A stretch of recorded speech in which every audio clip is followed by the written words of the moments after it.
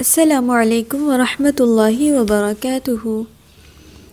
اعوذ باللہ من الشیطان الرجیم، بسم اللہ الرحمن الرحیم۔ رب اشرح لی صدری ویسر لی امری واحلل عقدۃ من لسانی یفقہوا قولی۔ انشاءاللہ آج ہم صالحات کا چوتھا حصہ دیکھیں گے۔ سب سے پہلے ہم یہ دیکھیں گے، اس سبق کو سیکھنے کے بعد ہمیں اس قابل ہو جانا چاہیے کہ اللہ کے رسول صلی اللہ علیہ وسلم کی اطاعت کی اہمیت کو جان سکیں۔ اللہ تعالیٰ فرماتے ہیں اطیعوا، تم فرما برداری کرو اللہ تعالیٰ کی، و رسولہ، اور اس کے رسول کی۔ تم اللہ تعالیٰ اور اس کے رسول کی فرما برداری کرو۔ اطیعنا، تم سب اطاعت کرو اللہ تعالیٰ کی، و رسولہ، اور اس کے رسول کی۔ یہاں پہ اللہ تعالیٰ نے عورتوں کو حکم دیا ہے کہ تم اللہ اور اس کے رسول کی اطاعت کرو۔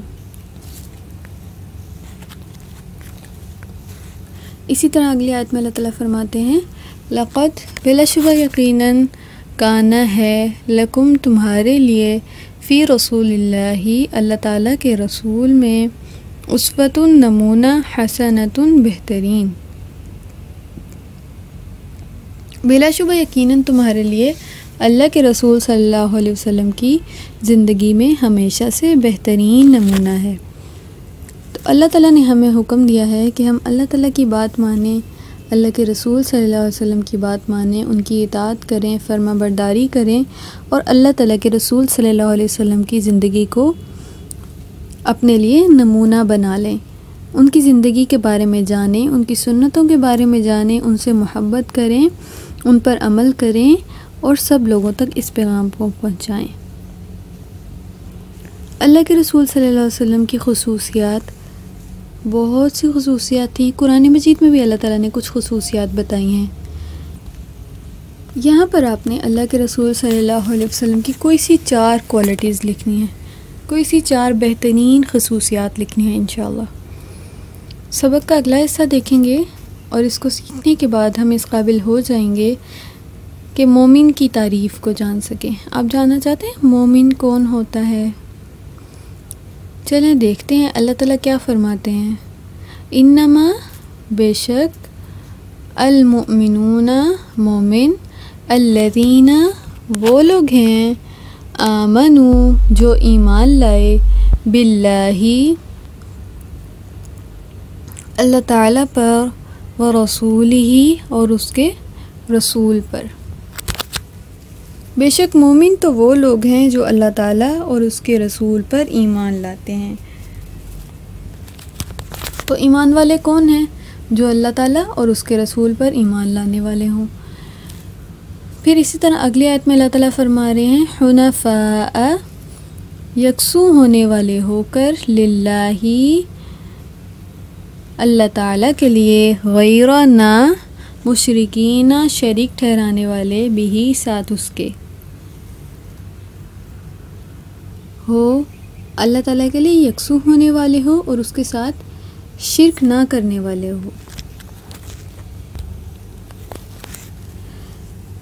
اسی طرح آگے اللہ تعالیٰ نے فرمایا بشیر، آپ خوشخبری دے دیں، الذین، ان لوگوں کو، آمنو، جو ایمان لائے، آپ ایمان والوں کو خوشخبری دے دیں۔ یعنی خوشخبری کن لوگوں کے لیے ہے؟ جو لوگ ایمان لائے۔ اور مومن کون ہوتے ہیں؟ جو اللہ اور اس کے رسول پر ایمان لاتے ہیں، اس کے احکامات کو مانتے ہیں، اس کی فرما برداری کرتے ہیں، اور مومنین اللہ تعالیٰ کے لیے یکسو ہونے والے بھی ہوتے ہیں، اس کے ساتھ کسی کو شریک نہیں کرتے، اپنے دین کو اسی کے لیے خالص کرتے ہیں۔ یہاں پر آپ نے ان چیزوں کی تصاویر چسپاں کرنی ہیں جن کو لوگ اللہ تعالیٰ کے ساتھ، جن ہستیوں کو لوگ اللہ تعالیٰ کے ساتھ شریک ٹھہراتے ہیں۔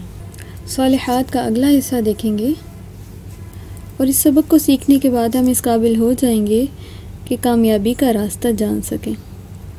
اللہ تعالیٰ فرماتے ہیں قد، یقیناً، افلح، کامیاب ہو گئے، المؤمنون، ایمان والے، یقیناً ایمان والے کامیاب ہو گئے۔ اسی طرح اللہ تعالیٰ نے فرمایا امرتو، مجھے حکم دیا گیا ہے، لِأَن، کہ میں بن جاؤں، اولا، سب سے پہلا، المسلمین، فرما بردار۔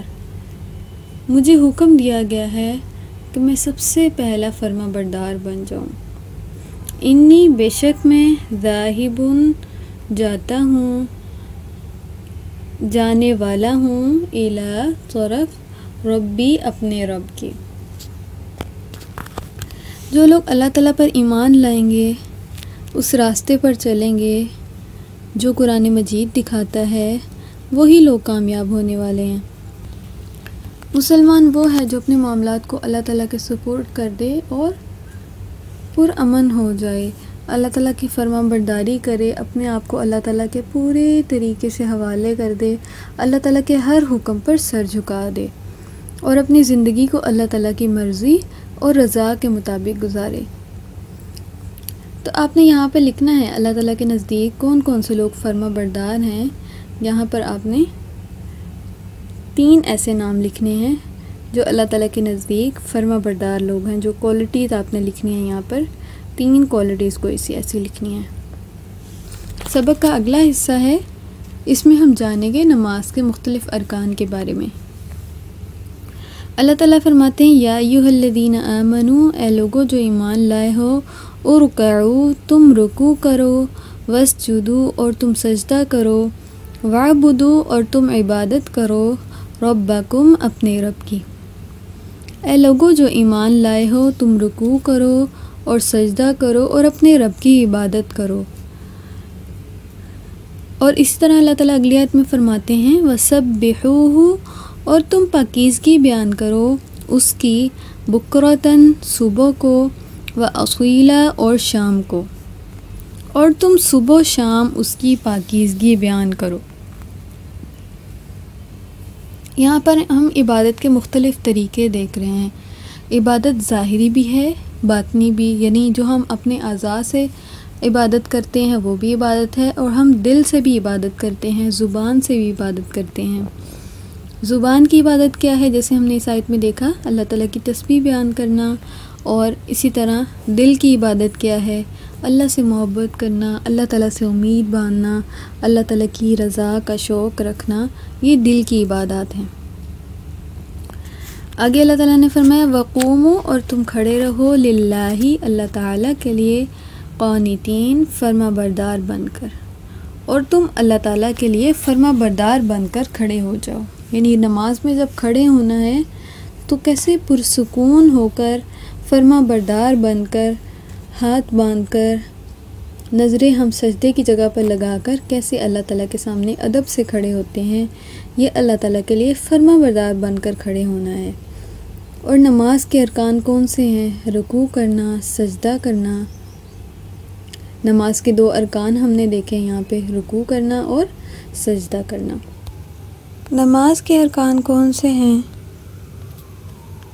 نیت کرنا، تکبیر کہنا، اللہ اکبر، قیام کرنا، سورہ فاتحہ پڑھنا، رکوع کرنا، رکوع سے سر اٹھا کر اطمینان کے ساتھ کھڑے ہونا، 7 اعضاء پر سجدہ کرنا، سجدے سے سر اٹھانا، اور رکوع، سجدے، قیام اور جلسے میں، ان تمام کاموں میں، ان تمام ارکان میں اطمینان کے ساتھ ان سب کو ادا کرنا۔ اور قعدہ کہتے ہیں جو 2 سجدوں کے درمیان ہم بیٹھتے ہیں نا، اس کو قعدہ کہتے ہیں۔ اور تشہد جب ہم 2 سجدوں کے بعد ہم سلام پھیرنے سے پہلے بیٹھ کر التحیات پڑھتے ہیں، اس حالت کو تشہد کہتے ہیں۔ اور سلام کے لیے بیٹھنا، آخری قعدہ اور اس میں تشہد پڑھنا، التحیات، یعنی التحیات پڑھنا بھی نماز کے ارکان میں سے ہے، اور سلام کے لیے بیٹھنا۔ اور نماز کے ارکان میں ترتیب کا خیال رکھنا، یہ نماز کے ارکان ہیں۔ اب کچھ ارکان آپ کے سامنے یہاں پر لکھے ہوئے ہیں، آپ نے ان ارکان کی یہاں پر تصویر بنانی ہے۔